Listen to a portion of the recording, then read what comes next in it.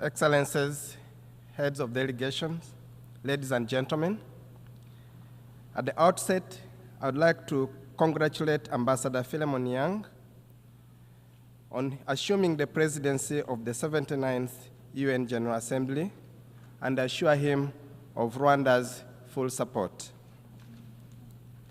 As we conclude the 79th United Nations General Assembly debate, unity has been a central theme throughout this year's high-level week, and rightly so. Rwanda is of the view that in today's increasingly fractured world, unity is central to addressing pressing issues, most of which transcend borders and national interests. Contemporary challenges require ambitious and coordinated action that paves the way for equal access to opportunity, ensures sustainable development, and contributes to global peace and security. As we approach the second half of this decade, solidarity is key to achieving targets under Agenda 2030 and the Sustainable Development Goals. Rwanda strongly endorses the UN Secretary-General's stimulus package as a timely and necessary intervention to address the pressing challenges facing the global economy and the most vulnerable populations.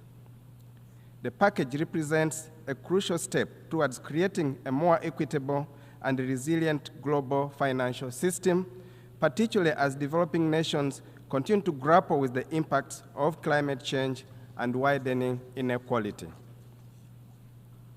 For too long, African countries and other marginalized regions have borne the brunt of global economic shocks without sufficient support from the international community. This stimulus package not only acknowledges these disparities, but also seeks to collect them through targeted financial aid, debt relief, and sustainable development initiatives. By addressing structural inequalities and ensuring that resources reach those who need them most, the Secretary General's proposal is a call to action for global solidarity.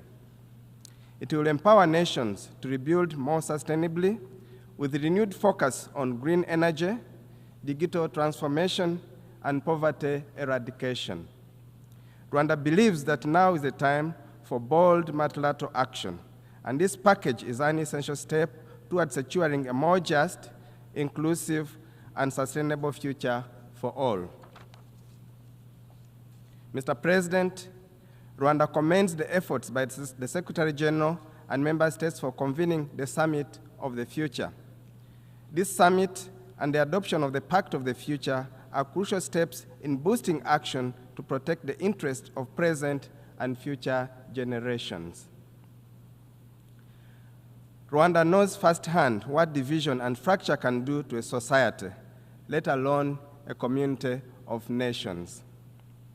In the aftermath of the genocide against the Tutsi in 1994, we Rwandans found ourselves at a crossroads where we chose unity over division for our own survival. This choice was not an easy one, but it was the right one and has defined Rwanda's post-genocide nation building ever since. The world now stands at a similar crossroads with a choice to make, to choose unity for the collective good. This is what the Kwibuka Frame of Hope monument in memory of the 1994 genocide against the Tutsi, recently built in the gardens of this United Nations building, stands to remind the world. Excellencies, ladies and gentlemen, reports show that Africa is set to be the engine of future global growth in the decades to come. With the world's fastest growing middle class, estimated to encompass 1.1 billion people by 2060, Africa will take the center stage of global affairs. However, this feat cannot be achieved without the adequate tools to both finance the decarbonization of our economies and mitigate the effects of climate change. Building resilient economies in the global south is an urgent priority, which goes hand in hand with increased solidarity from those who are most responsible for carbon pollution. The pay-to-pollute model is not a viable option. Solidarity and investment are. Consequently, advanced economies should reduce their emissions faster and invest more in African autonomous transition. In a few weeks, the world will gather in Baku, Azerbaijan, for COP29. The international community should seize this opportunity to pledge more green investments in Africa. Additionally, Rwanda encourages nations to join hands and conclude an ambitious global plastics treaty based on a comprehensive approach that addresses the full life cycle of plastics at the upcoming INSC5 in Busan. We have a historic opportunity to demonstrate our collective resolve to end plastic pollution for the benefit of current and future generations. Rwanda stands ready to play a positive role in that direction. Excellencies, esteemed delegates, the year 2024 marks 2 decades since Rwanda's first deployment of troops under the United Nations peacekeeping banner. Today, Rwanda is among the top contributors with deployment in missions across Africa. And yet, insecurity in our region has reached unprecedented levels.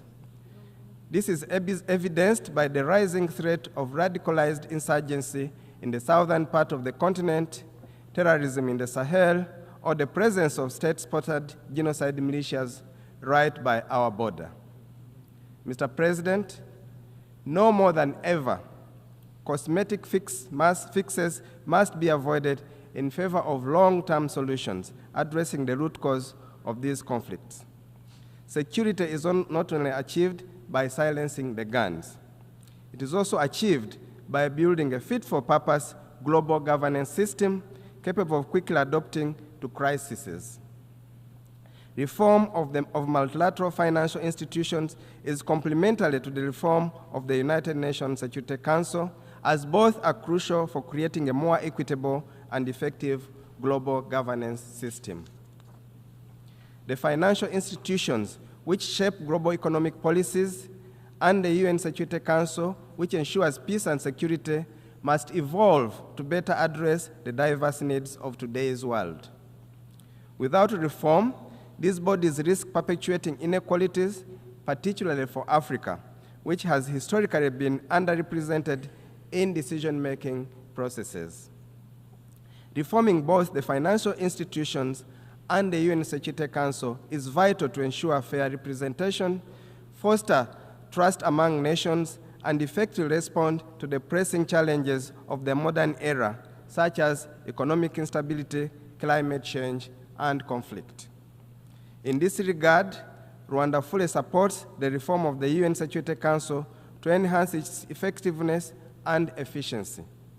Such reforms are necessary to address long-standing injustices faced by Africa, ensuring that the Council becomes more responsive to contemporary global challenges and dynamics. Only through these changes can we build a system grounded in equitable rules, unity, and solidarity.